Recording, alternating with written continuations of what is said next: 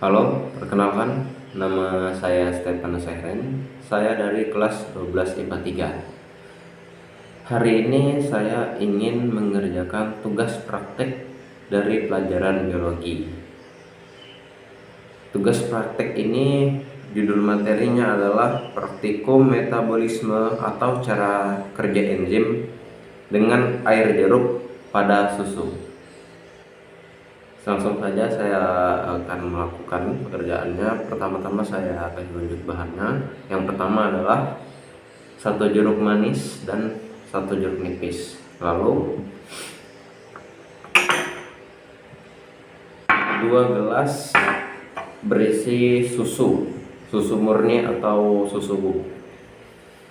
Lalu bahan yang terakhir adalah air hangat. Jadi pertama-tama kita isi dulu air gelas yang berisi susu ini dengan air.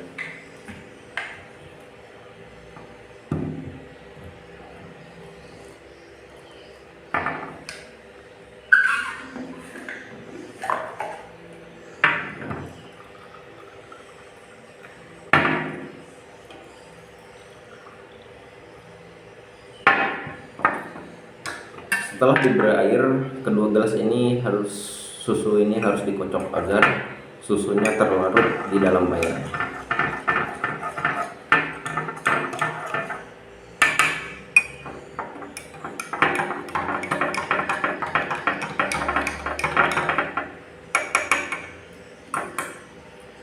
Oke, selanjutnya setelah membuat susu ini tadi, kita lanjutkan dengan memotong jeruk nipis dan jeruk manisnya. Kita potong, ini dia. Lalu setelah itu kita potong lagi jeruk manis.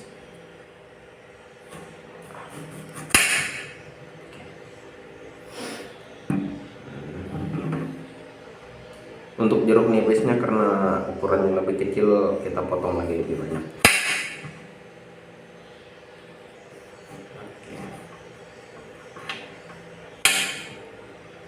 Oke.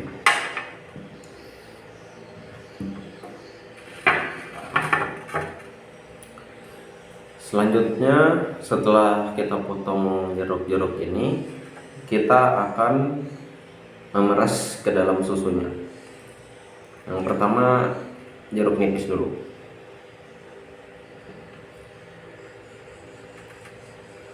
Jeruk nipis.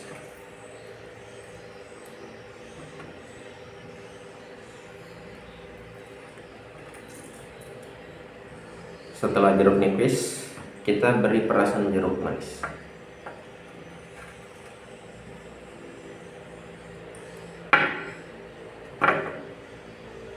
Oke, udah.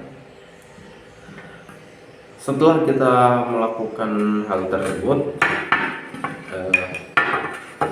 kita akan memberi waktu selama paling lama adalah 15 menit untuk menunggu reaksi yang akan terjadi. Ya, 15 menit sudah berlalu dan seperti yang kita lihat,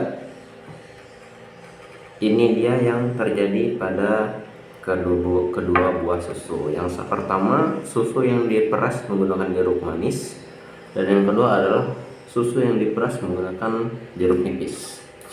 Jadi apa yang terjadi? Seperti yang bisa kita lihat, pada susu yang diperas dengan menggunakan jeruk manis tidak terjadi perubahan yang signifikan. Bentuk susu masih sama seperti sebelumnya, walaupun memang terjadi sedikit pengentalan. Lalu untuk aromanya tidak ada perubahan yang signifikan, aromanya masih beraroma susu. Selanjutnya adalah untuk susu yang diberi perasan jeruk nipis. Untuk aroma susu yang ada di sini dikarenakan diperas menggunakan jeruk nipis, aromanya menghilang. Lalu selanjutnya untuk tekstur, seperti yang bisa kita lihat di sini, terjadi penggumpalan di dalam susu yang dimana susu memisahkan diri dengan air. Terjadi reaksi kimia di sini yang disebabkan oleh jeruk nipis tadi, dimana terjadinya penggumpalan susu di dalam air ini. Nah, jadi itu dia perbandingan antara susu yang diperas menggunakan air jeruk manis dan air jeruk asam. Nah, kenapa terjadi yang namanya pengendapan atau penggumpalan pada susu yang asam, sementara susu yang diperas menggunakan jeruk manis tidak terjadi perubahan signifikan? Jadi susu yang digunakan susu yang diberi perasan jeruk nipis atau jeruk asam mengalami perubahan baik secara fisik maupun kimiawi karena rasa asam yang dominan pada susu memiliki pH yang rendah, sehingga pH yang rendah tadi dapat merusak protein pada susu sehingga terbentuknya suatu gumpalan yang dimana terjadi karena protein susu yang terhidrolisis dan terdenaturasi.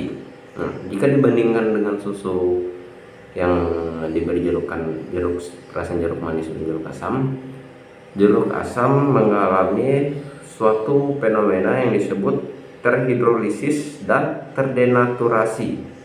Alasannya kenapa? Dikarenakan jeruk nipis memiliki pH yang sangat rendah, sehingga dikarenakan pH yang rendah itu tadi, susu ini mengalami perusakan protein sehingga banyak hal-hal kimia yang terjadi. Ya, salah satu contohnya hilangnya aroma susu dan penggumpalan susu ini tadi. Sebaliknya, dikarenakan pH yang tinggi pada jeruk manis tadi, susu tidak mengalami perubahan yang signifikan atau bisa dibilang tidak terhidrolisis dan terdenaturasi dikarenakan pH yang tinggi.